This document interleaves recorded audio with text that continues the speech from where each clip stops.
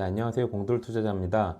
연일 쉽지 않은 시장이 이어지고 있습니다. 시장을 보고 있자면 정치 테마주와 그렇지 않은 종목들의 희비가 계속 엇갈리고 있는데 한번 살펴보겠습니다. 제가 보기엔 약간 그래도 끝이 보이는 게 아닌가 싶습니다. 일단 고점은 일단 나스닥 같은 경우에 장 시작 때 엄청나게 빠졌어요. 한 5% 넘게 빠졌다가 갑자기 급 반등을 합니다. 그 반등의 이유는 관세 관련한 뉴스가 나왔는데 중국을 제외한 다른 국가에 대해서 90일간 관세를 유예한다는 뉴스가 나왔었어요. 그래서 막 속보로도 나오고 우리나라 언론들도 대거 인용을 하면서 갑자기 지수가 쫙 올랐었는데 몇 분 있다가 이 뉴스가 페이크 뉴스라고 백악관에서 얘기를 하면서 다시 급락을 했습니다. 이후에 그래도 저점은 어느 정도 지지를 해주면서 보합권에서 마감을 했고요. 다우존스나 S&P도 뭐 비슷한 흐름이었다고 보시면 됩니다. 히트맵을 보면 이제 중국 쪽에서 이제 생산을 하는 애플 쪽이 이제 심하게 좋지 않았고요. 애플이나 테슬라 쪽이 굉장히 좋지 않았고 나머지 종목들은 좀 반등하는 흐름을 보였어요. 아마존 2.5%, 구글도 1%, 메타도 2.2%, 그다음에 특히 반도체 쪽인 엔비디아랑 브로드컴이 강세를 보이면서 시장이 되게 엇갈리는 흐름을 보였습니다. 그리고 이 반등이나 하락의 폭도 꽤 큰 하루였죠. 네, 보시면 다른 업종들도 되게 혼조세지만 그 등락이 굉장히 크게 나타났다라고 보시면 될 것 같아요. 그래도 그 저점 대비해서 나스닥이 많이 오른 상태였기 때문에 한국장도 나름 급등해서 시작했어요. 근데 외국인 매도세가 엄청나게 이어지면서 정강 후약의 흐름을 보였습니다. 보시면 처음에 강했다가 뒤로 갈수록 약해지는 흐름을 보였습니다. 그래도 나름 또 저점에 대한 지지는 있었어요.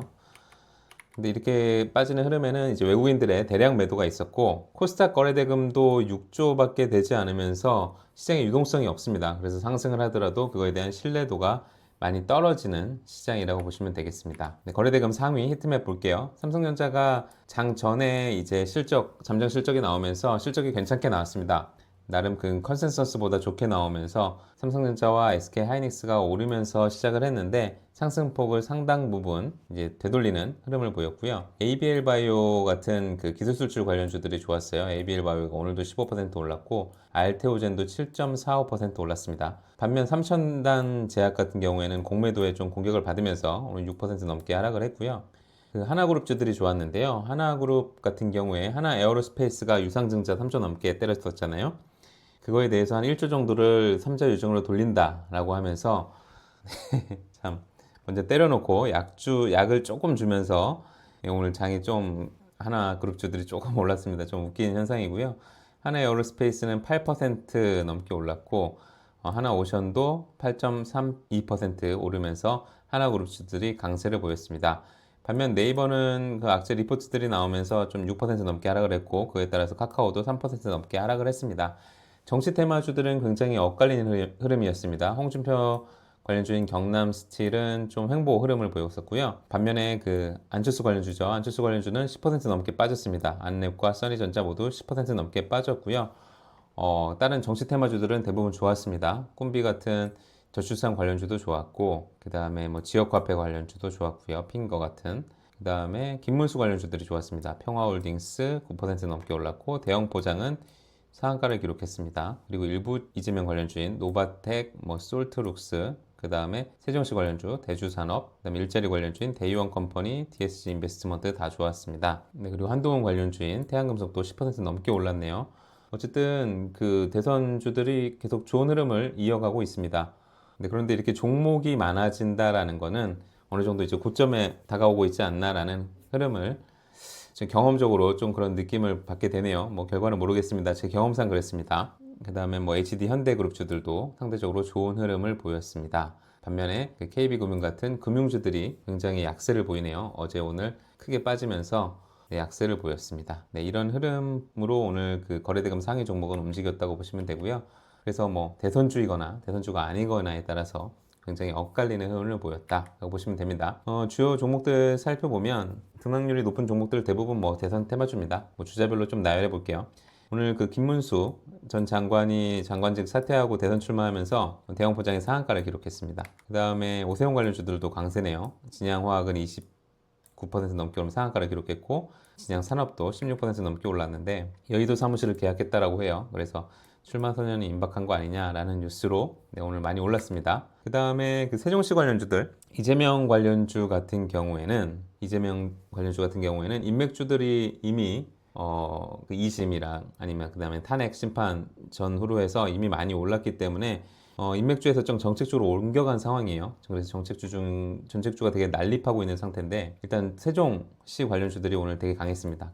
계룡건설은 상한가를 기록했고, 대주산업도 19% 넘게 올랐는데, 관련 뉴스가 있었습니다. 이재명 대표가 세종 행정수도 입법을 추진한다는 뉴스가 나오면서 일단 오늘 강한 흐름을 보였습니다. 그 다음에 또 뉴스가 있었죠. 한덕수 대행이 재판관 후임을 2명이나 임명을 했네요. 근데 대행인데도 임명을 하면서 대권에 욕심이 있는 거 아니냐라는 그런 뉴스가 돌면서 일단 시공테크도 상한가를 기록했습니다. 그 다음에 이재명 관련주들이 좀 새롭게 많이 태어나고 있어요. 노바텍이라든가 알서포트도 오늘 강한 흐름을 보였고요. 일자리 관련주인 대형 컴퍼니도 많이 올랐습니다. 그 다음에 그 유승민 전 의원 같은 경우에는 국힘 쪽 지지자들 사이에서는 지지율이 굉장히 낮지만 어쨌든 대국민 지지도는 높은 상태이기 때문에 그거 관련해서 어쨌든 주목을 받으면서 대신정보통신도 17% 넘게 올랐습니다. 반면에 안철수 전 대표 같은 경우에는 본인은 일단 이재명 넘을 유일한 후보라고 하면서 네 번째 대권 도전을 선언했는데, 그럼에도 불구하고 오늘 좀 약세 흐름을 보였습니다. 앞서서 많이 오르긴 했죠. 네, 오늘 약세 흐름을 보였습니다. 그래서 대선주들도 좀 엇갈리는 흐름을 보였다 보시면 되고요. 지지도에 따라서 이제 엇갈리는 흐름들을 보일 거예요. 지금은 다 같이 올라오고 있지만, 일단 유일로보틱스 같은 경우에는 그동안 많이 올랐어요. 로봇주 중에 이제 많이 오르면 SK온이 이제 콜옵션 계약 체결하면서 많이 올랐다가 이제 좀 되돌림 현상들이 있고, 네이버 같은 경우에는 KB증권에서 커머스 앱 실적 반영 지연에 따라서 목표가를 하향하면서 6% 넘게 하락했습니다. 장이 나쁘지 않았는데도 6% 넘게 크게 하락을 했습니다. 지금 장이 어렵고, 지금 미국장도 오늘 아까 보니까 그래도 선물이 한 1% 넘게 오르더라고요. 미국장에서 빛에서 강하게 튀어 올라주면 우리 장도 어쨌든 좀 강하게 반등할 수 있고, 오늘 일본은 5% 넘게 반등을 하는 것 같던데 우리 장도 반등을 좀 기대해 보고요. 우리 장에 이제 반등이 만약에 나온다면 이 대선주 쪽은 지금은 약간 해지성으로 오른 거라고 보시면 되거든요. 그거에 대해서 좀 반대적인 흐름이 나올 수도 있다. 그리고 지금 되게 그 대선주들이 난립하는 상태가 있거든요. 처음에는 이제 주도주들 몇 개 오르다가 나도 이거 관련주 하면서 막 딱딱 붙을 때, 그때가 약간 고점의 징후일 수 있다라는 걸 알아두시면서 오늘 장 정리 마감하겠습니다. 화이팅 하세요. 감사합니다.